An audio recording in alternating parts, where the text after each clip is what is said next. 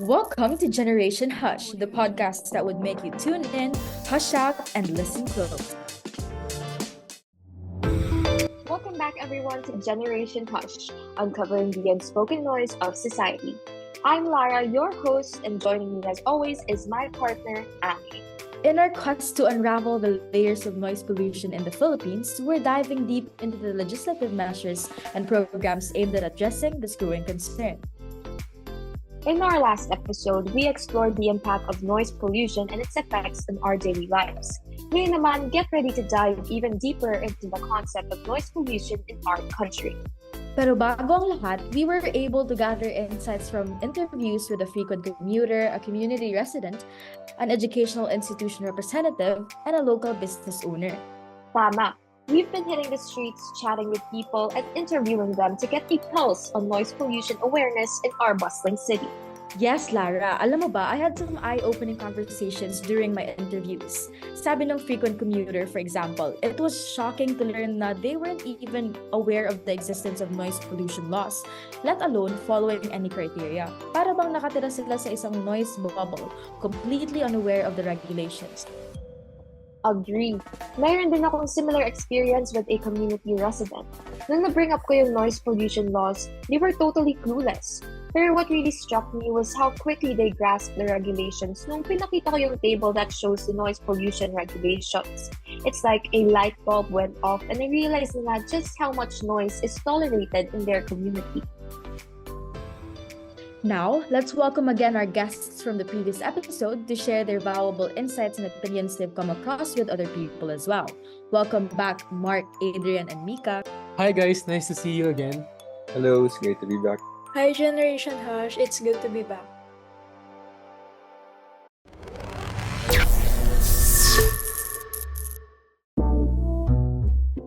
Ayan, pag-usapan natin ngayon ang inyong insights about the current scope ng knowledge ng masa.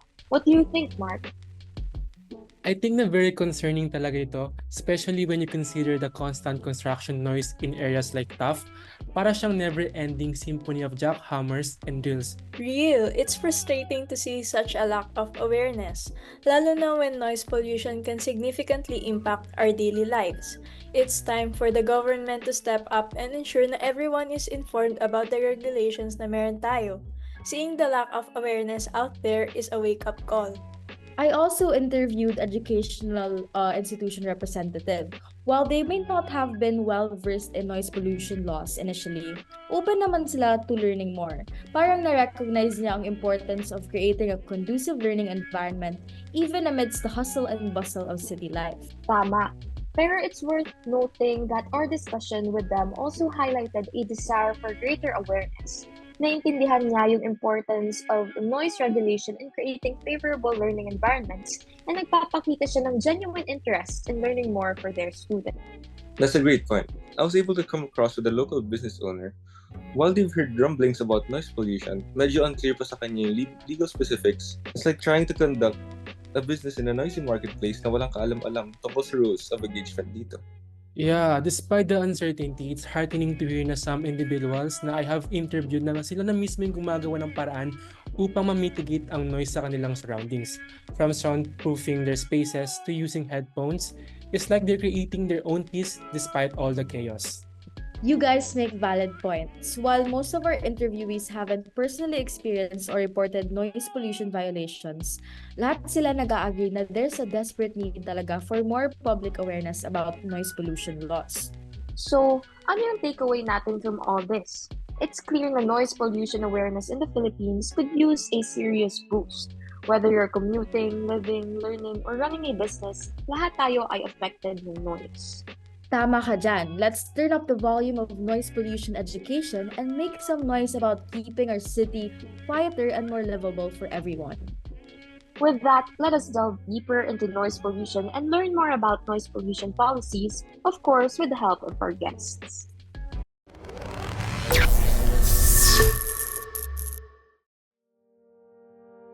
So we've talked about the historical context, legislative frameworks, and the proposed Noise Pollution Control Board or NPCB sa ating episode. But Mika, may nabasa ako tungkol sa specific standards set by the NPCC noong 1980s. Could you elaborate on those? Of course, Ami. So, nag-establish ang NPCC ng standards for different classes of areas ranging from Class AA to Class D. For example, yung allowed noise levels during daytime sa Class AA areas hindi pwedeng mag-exceed ng 50 decibels. So here's a snapshot of the standards per NPCC Memorandum Circular Number 002 Series of 1980.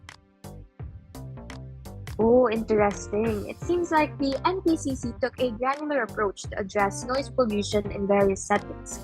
Ngayon naman, Adrian, may nakita rin akong information about permissible noise exposure in workplaces regulated by the Department of Labor and Employment. Pwede bang ma-explain mo to sa amin? Sure, Lara. According to DOLE's guidelines, the permissible noise exposure varies based on the duration of the exposure.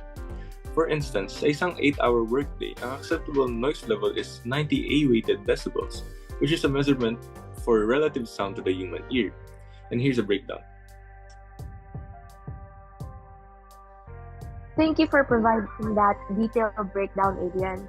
Crucial talaga na i-consider natin ang workplace noise exposure in our assessment. Now, Mark, let's discuss naman yung strengths ng current noise pollution control program.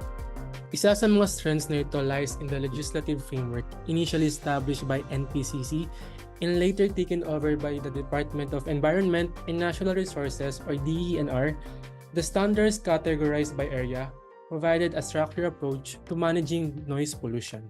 At wag rin natin kalimutan yung specialized regulations outlined in NPCC Memorandum Circular Number 002 Series of 1980. These regulations not only cover general areas, kasi may mga nabanggit din na specific situations like ambient noise levels, reproduction device noise, and construction activities. Tama ka doon, Mika. The involvement of DOLE in regulating workspace noise ay isa pa sa mga nagpapalakas ng ating current noise pollution control programs. So recognizing occupational hazards associated with excessive noise, ini-ensure ng DOLE na noise control measures are integrated into occupational safety and health protocols.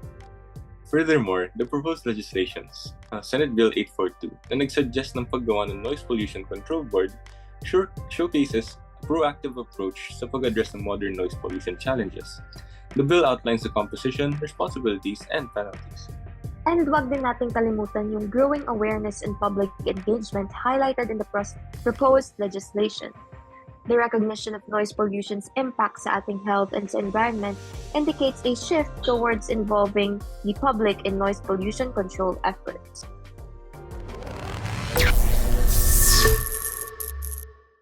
Ngayon naman, let's focus on the weaknesses and the areas for improvement ng current noise pollution control programs.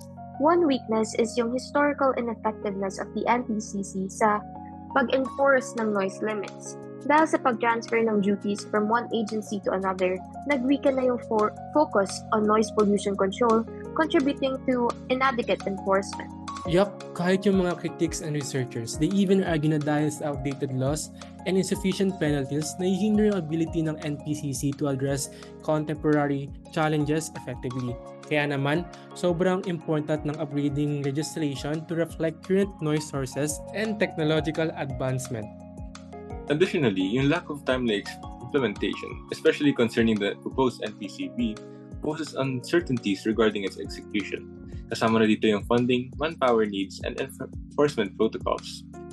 The absence of a clear timeline delays yung potential benefits na pwede sana natin makuha.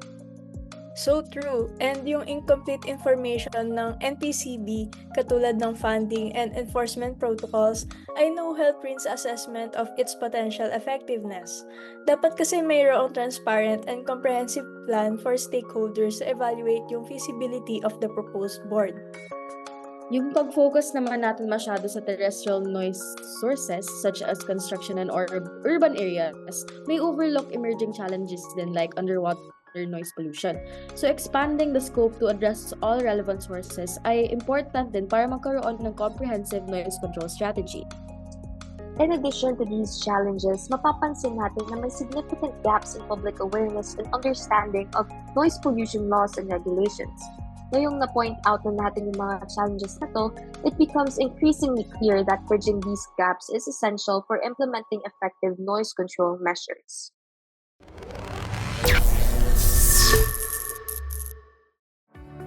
Reflecting on these insights, malinaw na there's a notable gap sa public awareness and understanding of noise pollution laws and regulation. Indeed, the lack of awareness is concerning, lalo na if we consider the impact of noise pollution on communities. Educating the public about noise pollution and its implications is essential talaga. Before we wrap up, we want to extend our heartfelt gratitude to our esteemed guests, Mika, Adrian, and Mark. Thank you for sharing your expertise and insights with us today. Thank you then guys for inviting us. Thank you. Thank you. See you again. And sa ating listeners, thank you for tuning in. We hope you've gained valuable insights from today's episode.